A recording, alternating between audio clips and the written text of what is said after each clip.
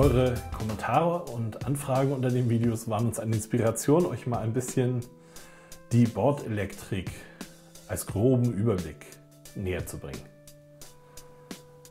Solltet ihr dazu noch weitere Fragen haben, dann könnt ihr die gerne unten in die Kommentare schreiben und dann sehen wir zu, dass wir die in einem nächsten Videoclip auch beantworten, sofern das denn in unserer Möglichkeit liegt. Ja, wir haben mehrere Modelle mitgebracht. Die Modelle unterscheiden sich eigentlich rein von fernsteuerungstechnischer Sicht nur in der Anzahl der Funktionen, die sie haben. Hier haben wir den Motor und das Ruderblatt. Hier hätten wir Motor, Ruderblatt und einen funktionsfähigen Kran, ein Radar, was sich noch dreht und Lichter, die ein- und ausgeschaltet werden können.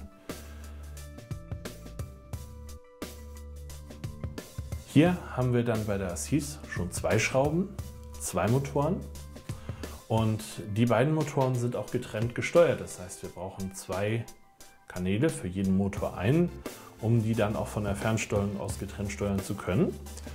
Dann haben wir das Bugstrahlruder, da vorne im Bug drinne das Loch, wo das Wasser zur einen Seite gedrückt und zur anderen Seite gedrückt wird, um das Boot rumzudrücken.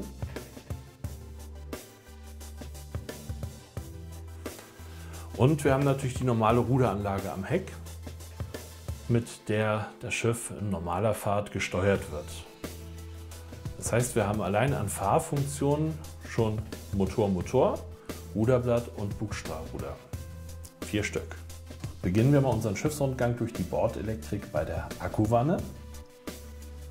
Die nimmt unsere Stromquelle sicher auf, unseren Energiespeicher, der verschiedene Formen haben kann. Entweder er ist aus vielen einzelnen Zellen zusammengesetzt oder er kann in Form eines Bleigel-Akkublocks vorliegen. Heutzutage hat er auch immer öfters die Form einer Lithium-Polymer-Batterie, einer LiPo-Batterie. Dabei ist aber Vorsicht geboten. Die LiPo-Zellen sollten immer in einer Schutztasche transportiert und gelagert werden. Sie sind auch sonst sehr vorsichtig zu behandeln, denn sie konzentrieren sehr viel Energie auf sehr engem Raum. Wenn da mal was schief läuft, können die auch schon mal in Flammen aufgehen. Also Vorsicht walten lassen.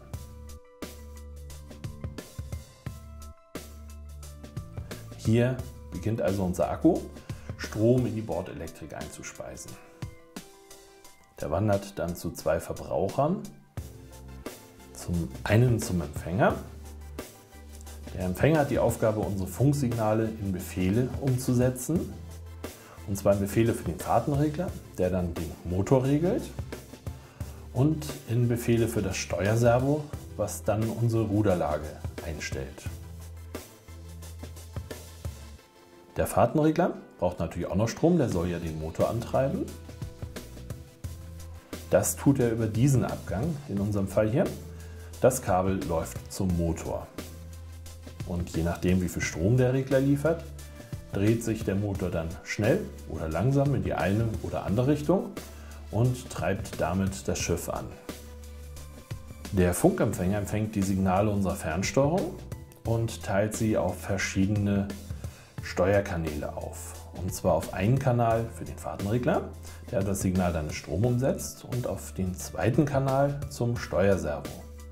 Das Steuerservo stellt dann je nach unserer Hebelstellung an der Fernsteuerung das Ruderblatt entsprechend ein, so dass unser Modell kleine oder große Kreise fahren oder einfach nur eine Kurskorrektur vornehmen kann. Was ist sonst noch zu beachten? Am Motor sieht man hier sehr schön, hier sind kleine Kondensatoren angelötet. Diese reduzieren Funkstörungen beim Empfänger, hervorgerufen durch die Bürstenmotoren. Entsprechende Störsätze gibt es fertig abgepackt oder aber man stellt sie sich einzeln zusammen. Weglassen sollte man sie aber selbst bei kleinsten Bürstenmotoren auf gar keinen Fall. Ansonsten sind Störungen vorprogrammiert. Servos gibt es verschiedenste. Es gibt auch da relativ kleine Ruderservos oder normal große, oder es gibt also auch ganz riesig große Ruderservos. Und so ist es auch bei den Fahrtenreglern. Da gibt es viele verschiedene Typen für Flugzeuge, für Autos und wenige auch für Boote. Alle sind mehr oder weniger unterschiedlich geeignet. Es gibt ganz winzige kleine Fahrtenregler. Das hier ist tatsächlich der gesamte Regler. Und es gibt verschiedene Regler für verschiedene Motorentypen. Bürstenlose Elektromotoren brauchen 3 Anschlüsse, wie bei diesem Regler hier zu sehen. Dieser hat sogar noch Anschlüsse für Wasserkühlung. Hier würde der Akku angeschlossen werden und hier das Steuersignal.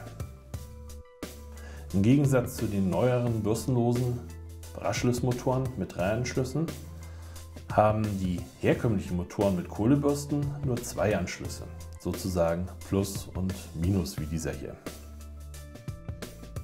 Ja, Empfänger gibt es natürlich auch ganz verschiedene, in verschiedenen Frequenzen im Megahertz oder sogar Gigahertz Bereich. Am gängigsten sind heute die 2,4 Gigahertz Empfänger, wobei da natürlich wichtig ist, dass die Empfänger jeweils zur Fernsteuerung passen müssen. Aber auf die Fernsteuersysteme kommen wir noch beim nächsten Teil zurück.